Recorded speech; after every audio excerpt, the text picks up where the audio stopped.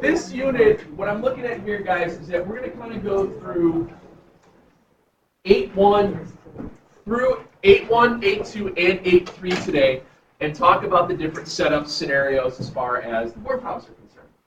I was telling this to 12th hour. I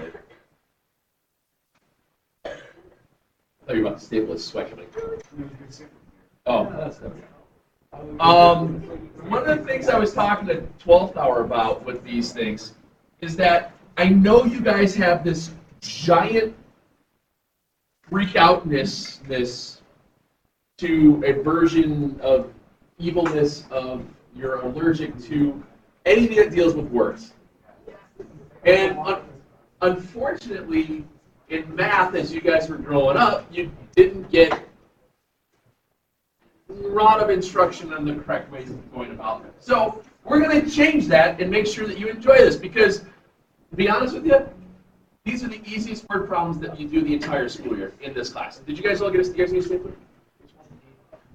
The rest, everything else is pretty straightforward. So here's what we've got. We're going to have what's called exponential growth models. We're going to have exponential decay models. We're going to have principal interest. And then we'll have the continuous growth model. So it's basically 4 formulas. And depending upon which problem you have is which problem you're going to work with.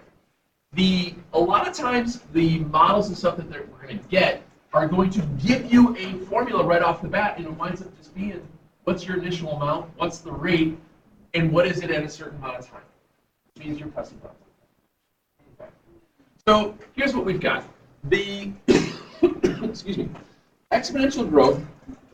An exponential growth model is where this value of A is your initial amount. R is your rate, which was a percent change to a decimal. And T is your time. And it's usually in years. Okay. Which means you have to remember how to convert a percent to a decimal. I know it's tough. I feel you can do it. Which also means that that you think about it in terms of exponential growth versus exponential decay. Your exponential growth looked like y equals a times b to the x, where b was greater than 1, and then y equals a times b to the x, where b is between 0 and 1 was decay, and this was growth. Well, what's happening here is it's creating a value greater than 1 for your growth factor. It'll create a decay factor here in a minute where instead of being 1 plus the rate, it'll be 1 minus the rate. Right? That's how you get you'd be less than 1, that's how you get to be more than 1.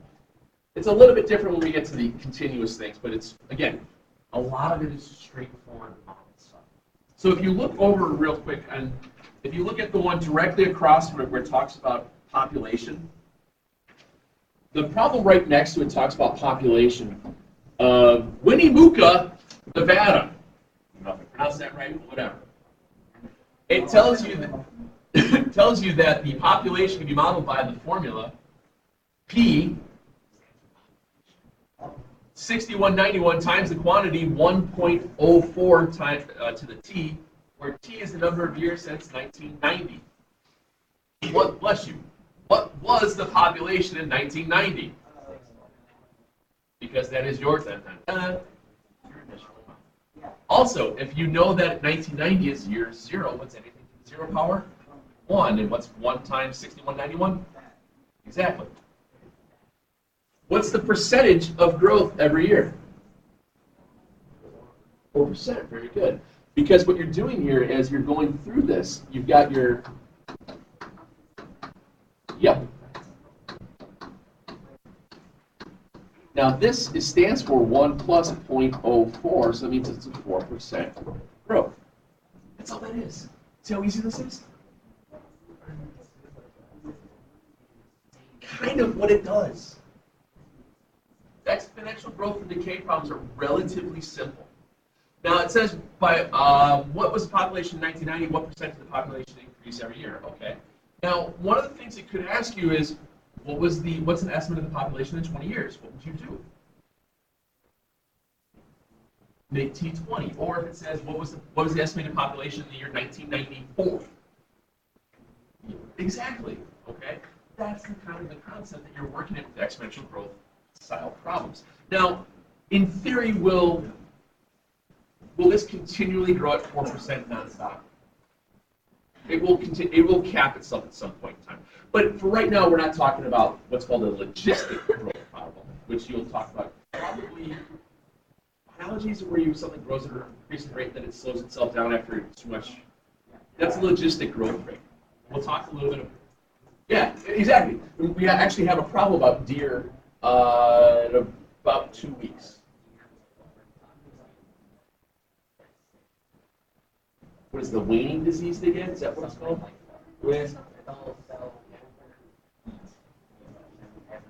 They just start snarling and they foam at the mouth and they just want to eat cars. Oh dear. The next one is talking about money, and this is the fun. These are the good ones. The amount after your principal and interest problems. There's a couple of things to talk about. This is your amount. This is the initial amount. Yep. R is your rate as a decimal again. N stands for number of times something compounds. So this is, this is for our compounding interest problems. And T is years. So we deal with this stuff for compounding interest. Okay? Excuse me.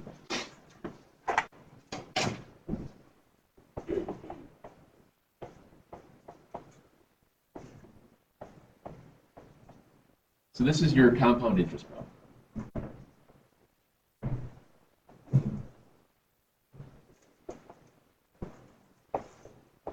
Initial.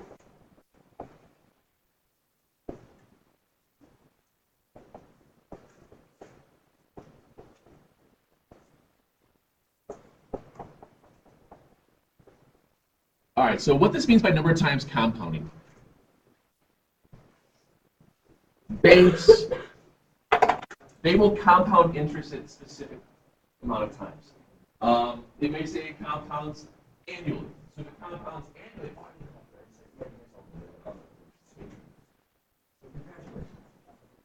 so banks will compound interest at different varying amounts of time. So it depends on the bank. So if they compound annually, how many times a year does the interest compound? Once. If it compounds quarterly, how many times a year does it compound? 4. If it compounds monthly, how many times? If it compounds semi-annually, 6 times. If it compounds daily, 360. Wait a second. So you can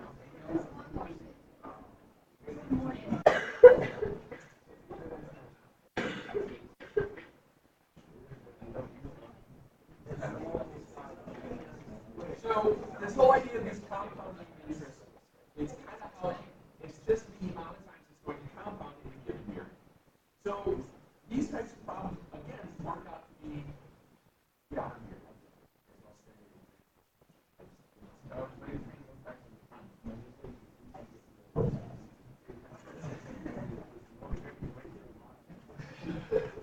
Yeah, don't humor him. Just ignore it. After a while, it's like. For example, I think the next one. If you deposit $1,000 into an account that pays 8%, 8% is what as a decimal? Very good. Find the balance after 1 year if it's compounded with the given frequency. So annually means how many times does it compound? All right, quarterly means it compounds. And daily means But let's change it. 1 year is just kind of boring. Let's do this. Let me show you this. Let's say your grandparents or your family thought they'd be really nice when you were born, and they put $1,000 in a savings account for you, so that way over the course of 18 years it would compound out. Let's do it that way. So let's say after 18 years, and we'll change it with your number of compounds equals 1, number of compounds equals 4, or number of compounds equals 365, and then let's look at the different variances within the amount of money you would get. So what happens here, our time doesn't change. We're going to use that as 18 each time. So what we do is we know that our overall amount is going to equal the 1,000 times the quantity 1 plus our rate, which is 0.08. And we're going to do this a couple of times. We're going to use 1 first to the 1 times 18. We do the same thing, 1,000, 1 plus 0.08. Quarterly would be 4 times 4 times 18. And then the last one we'll do is 1,000 times 1 plus 0.08 over 365. It's 365 times 18. Now, it looks like this would be horribly awful to type through on calculators, but you have fraction bars and parentheses. You have exponent, caret buttons to move things up and down, and all that. So as I start to put this together, you're going to see that it is, as long as we understand the generic setup of the problem, everything else is super easy. So let's see, we have 1,000 times the quantity, 1 plus alpha y equals fraction bar, 0.08 over 1 to the 1 times 18.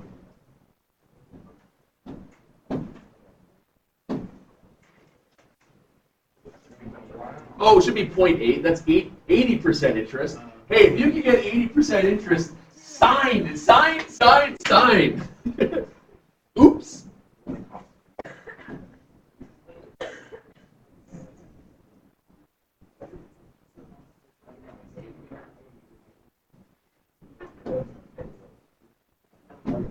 All right. So after 18 years, that $1,000 went from, well, $1,000 to $3,996.02. Now, I'm giving you my 2 cents here.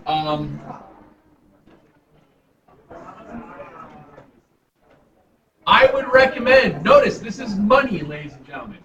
Do we have thousands, millions of a cent?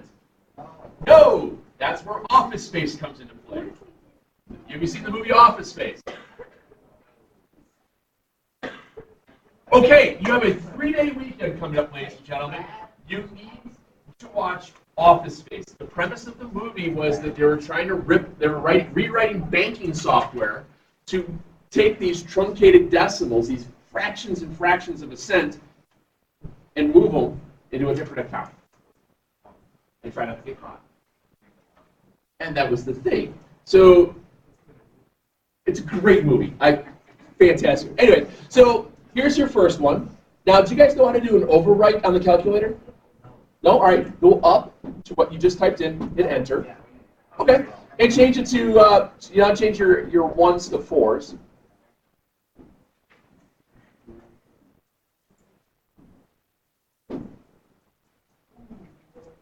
If it compounds quarterly, you're going to make a little bit more money because what's happening is it's generating how much interest it gets more often. So the more often it compounds, the more money you're going to make. You can figure out hourly over 18 years. Well, figure out how many hours are in 18 years and do that real quick. And that's where this comes from. Exponential growth and decay are chemistry. It's radioactive decay. That's exponential. We're across going into things now.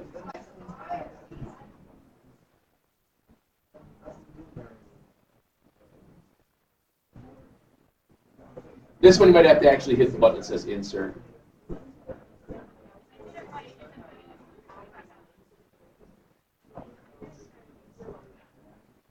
Did you get 4,220 and 3 cents? Do you guys get those three values? That's for real. What did you get for your years? Did you do it for hourly? Somebody do hourly for 18 years. Because how many hours are in a year? Oh, okay. So do the. I want to show you something real quick. If you do it hourly, you guys do it hourly, and I'll show you what happens here.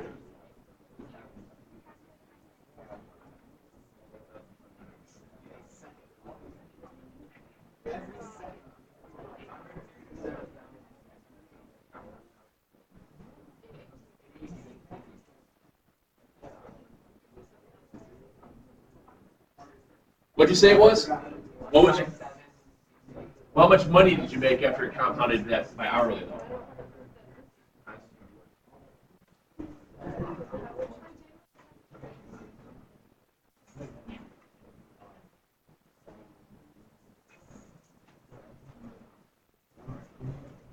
What happens here, and this is what we're getting into when we started talking a little bit about E yesterday.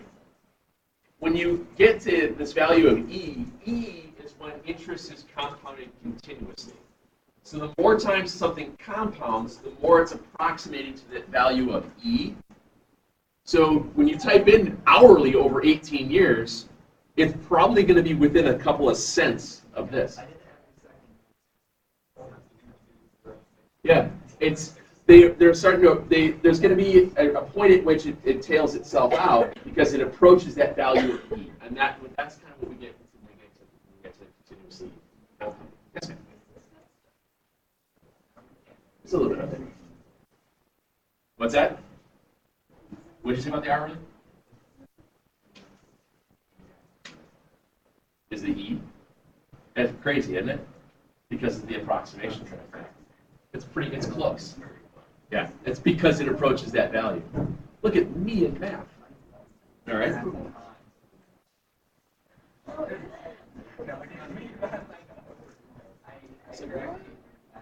All right. Exponential decay. What do you think is different? It's a minus sign. So exponential decay is the same basic principle.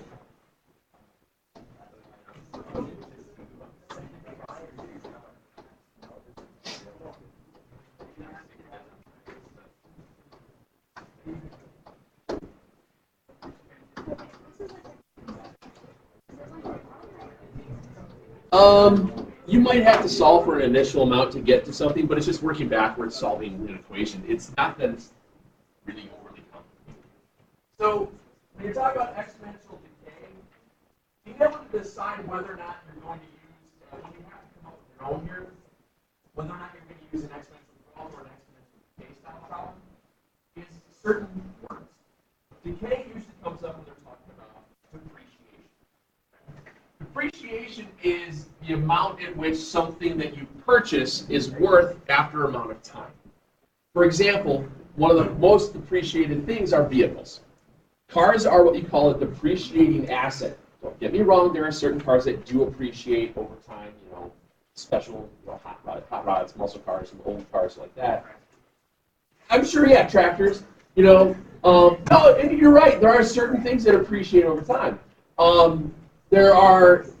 There's a lot of varying things to it. Collectible items either appreciate, collectible items could depreciate. It's all within the markets. For a long time, and when you guys start thinking about cars and stuff at your age, you're like, oh, I'm going to get a car or whatever.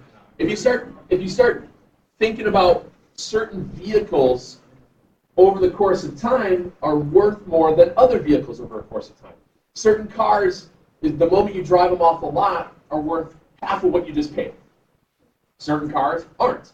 For a long time, anything made by Dodge and Jeep, they were depreciating except for Wranglers. Wranglers never depreciate. But a lot of Chrysler products, they depreciate faster than a what?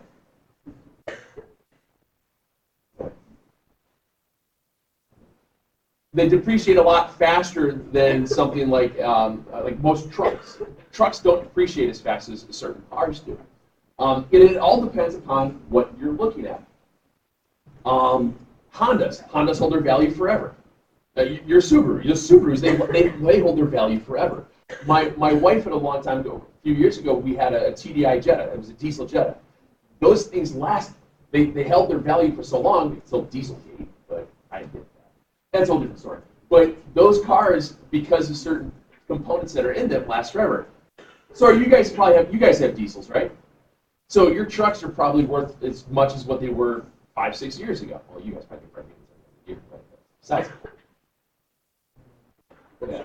And that's the idea. Like even my truck, I don't have a diesel truck, but I know that my truck has held its value over the course of the 4 years I've already had it, because certain things last longer and certain things hold value. So as you start to look at purchases and things like big ticket items, as you get older, you want to start to weigh into the idea of what would this thing be worth in 4 or 5 years when you're getting ready if you want to trade something in. Because certain things will be worth more. Does that make sense? So it's not like, ooh, I want to go buy that shiny Fiat. Or the smart car.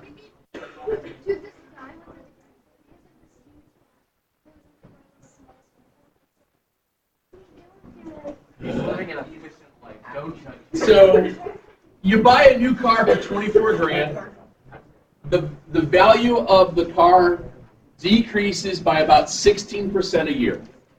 Write an exponential decay model for the value of the car. Use that model to estimate the value after 2 years. One thing I will tell you guys with these graphics, with these types of word problems and whatnot, I'm not going to ask you to graph them. You can look at them in the table to find information, but there's no reason to graph these ever by hand. They're not going to be clean generally.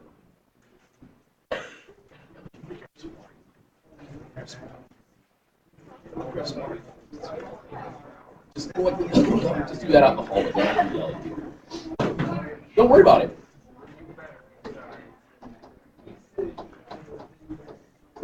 So your initial amount of the car purchase is that 24 grand. Your rate by which it is decreasing is 16%, so it's 0.16. And then go from there. Now it wants to know what is it worth after 2 years. So here's what you wind up doing. It's nothing more than your overall amount is going to be equal to your 24 grand times 1 minus your rate to the amount of years. Okay.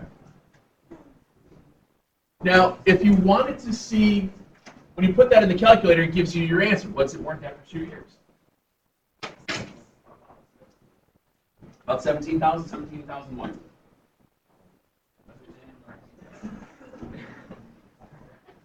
That's good. Is it like 17,000 or is it? Okay, so the amount after that, give me the number then. 16.4 what? Okay. Now, here's the deal. Generally speaking, you probably owe more than what the car is worth after 2 years still, even though it's only worth 17 grand. You probably at that point in time still owe maybe 19, because of when you're paying down interest loans, it takes time for the principal to start being whittled away. That's how it works. So if you went to, I'm going to get the new shiny car. Well, when you trade that car in, they might only give you 16,000 for that. But yet if you owe 17, that means you're underwater. You've heard that term with mortgages and stuff in the past few years, by $1,000. This is a lot of economic stuff that goes into this. It's kind of cool. I like this stuff. All right. Estimate when the car should have a value of 12 grand. Where do you put your variable? Time. You're about to say yes. Yes. To estimate it, you just throw it in your calculator and you put that for X. And you look at your table. You're looking for about what year it's going to be. After how many years you start at year 0, it's worth 24,000. Year 1, year 2, year 3, and so on and so on. Then you throw it in the calculator, you're just looking at the table about where does it cross over that threshold of 12 grand.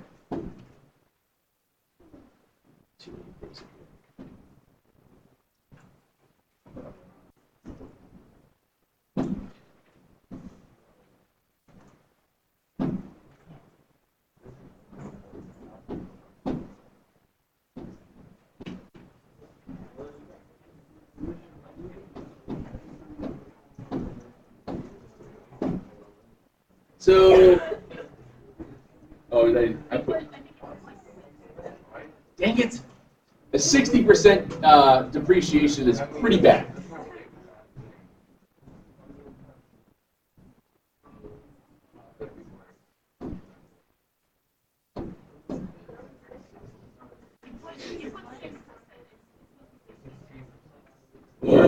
I am the worst at this today. Sarah throwing it out there.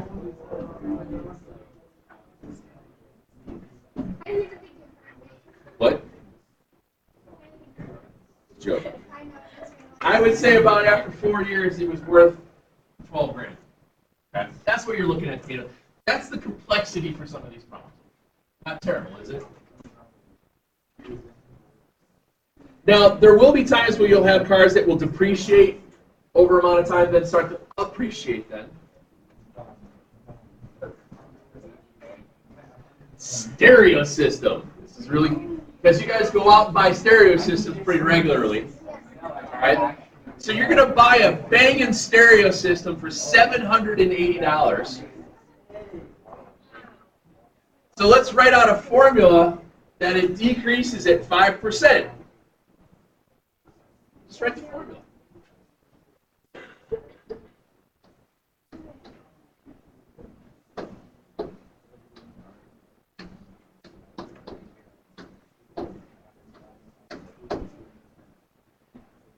Do I need to subtract 0.05 from the 1 before I put it in my calculator? No. Do I need to write that out before I get to doing anything with it? No, I can leave it like that. So the stereo system you buy for $780, after each year, the value of the stereo system decreases by about 5%. And that's what you're throwing through. You write out of the bottom. After what?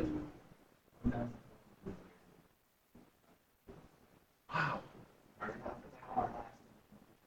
That's a well-built stereo that's lasting for that amount of time.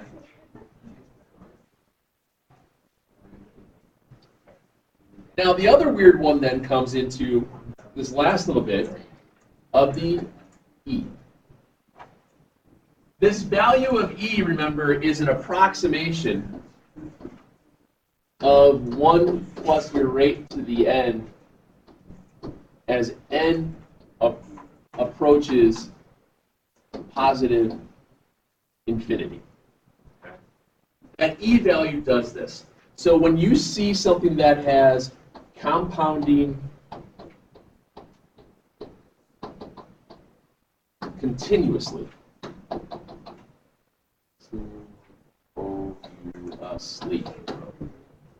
continuously, is that right?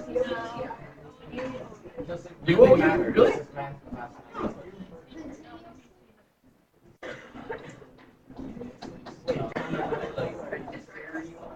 Really? Huh. This looks really weird.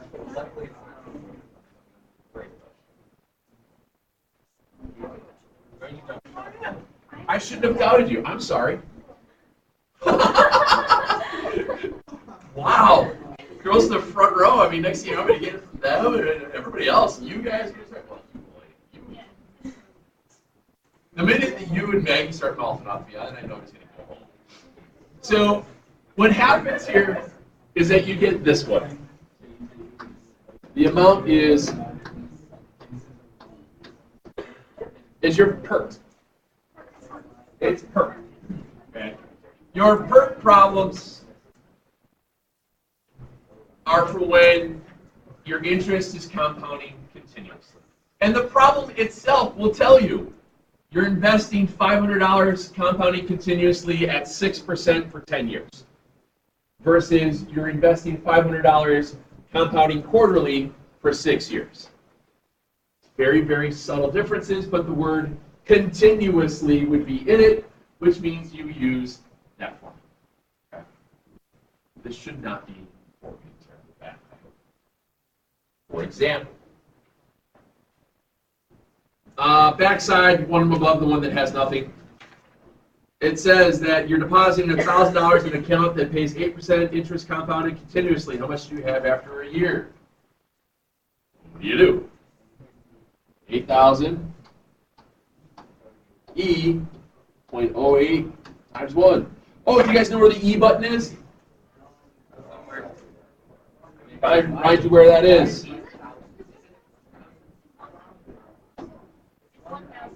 It's above natural. This thing says ln, which stands for log of the natural. Log.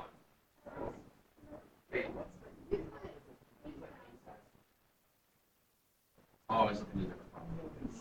Whatever. Even if you do that. So I just want to show you where it was. So if it was 1,000 E, oh, that's the wrong one. E, it says E, where our rate was 8%. Make sure I did not 80%. And it's just after 1 year, so you hit enter. Ooh, you made $83. It's better than a hot poker in the eye.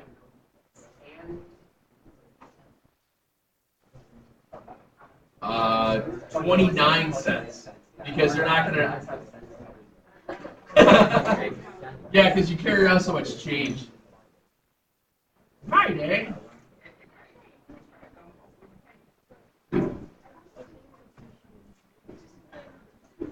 Why is that? Not that I'm aware of. Oh, I see. Sorry. Well played. Well played, Mary. Very well played.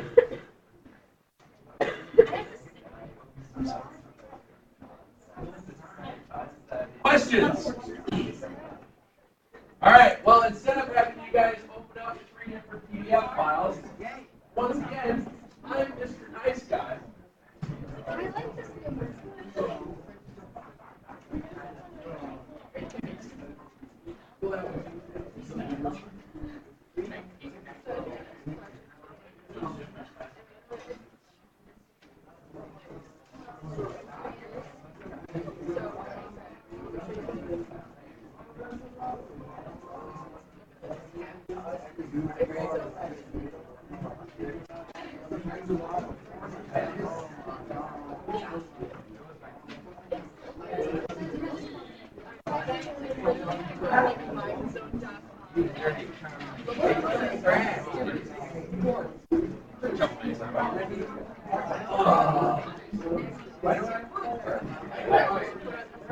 So what I did here is I kind of hastily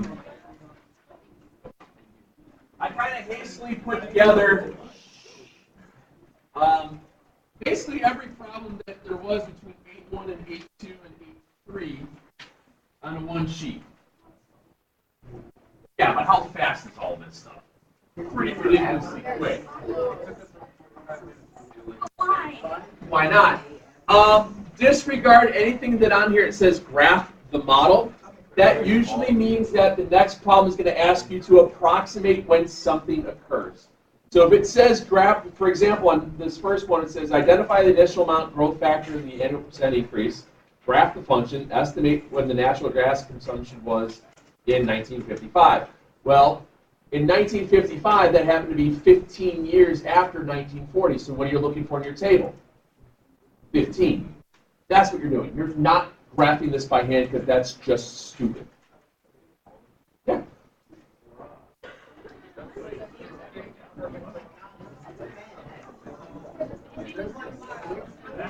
Oh, quit your whining. This does not take long. This is super fast. It is quite literally, ladies and gentlemen, pushing buttons on your calculator. I think you can figure it out. Understanding which one to use.